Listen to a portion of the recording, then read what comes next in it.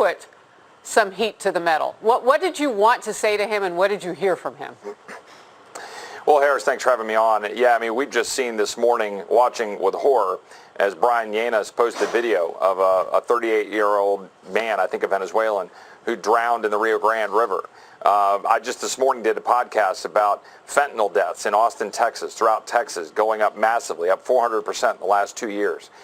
These are real human beings. And what I wanted to point out to Secretary Mayorkas is that all that he's trying to say to the American people, when he claims that they have operational control of the border, which he said to me under oath in that committee, is that we have real information demonstrating that he has the opposite of that our borders are wide open and that people are suffering. Americans are suffering and migrants are suffering. I pointed out the mobile morgues in Brooks County, Texas, where 100 and something bodies have been found of migrants. We saw last week a National Guardsman who passed away drowning in the Rio Grande River. That's what I wanted him to own. And here's the thing. He's lying. He's trying to tell the American people that he has control of the border, and he does not. The fact is, we had 700,000 gotaways since the president has been in office. Over 1.2 to 4 to 6 million, depending on what numbers you look at, people have either been released or gotaways.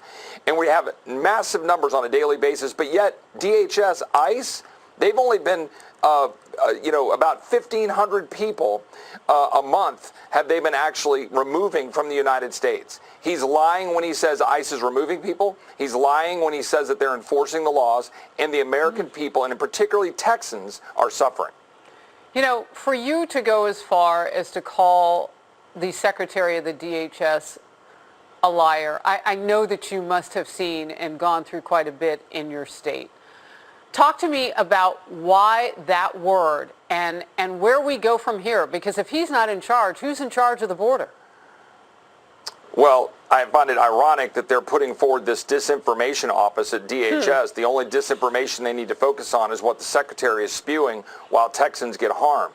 The fact is he's using asylum as cover to allow millions of people to rush our border and then get into the United States knowing they won't be released. And Harris, you know, I've gone to the border a bunch. I've talked to reporters, Bill, others down there. I've talked to Border Patrol agents, but importantly, I've talked to migrants.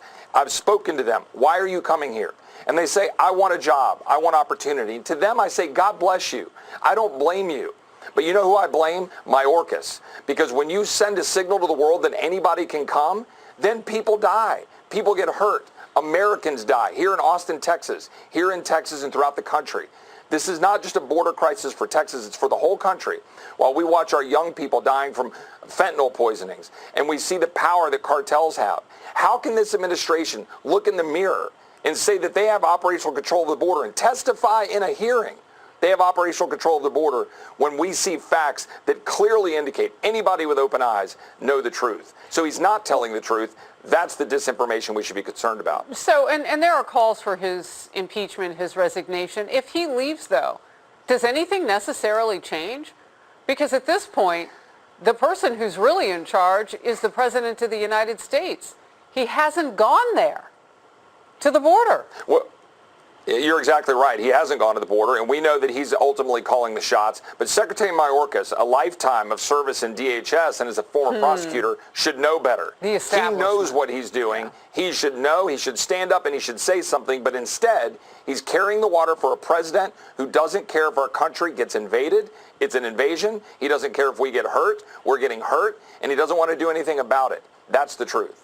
Well, and I've had border agents tell me there's no way that they can COVID test everybody coming across the border. This administration wants us to wear a mask on public transportation. They want to say COVID is still urgent, at least parts of, they can't get it straight with Dr. Fauci, yet not important enough to protect us with Title 42 at the border. It is mind-boggling. Congressman Chip Roy, thank you for being in focus.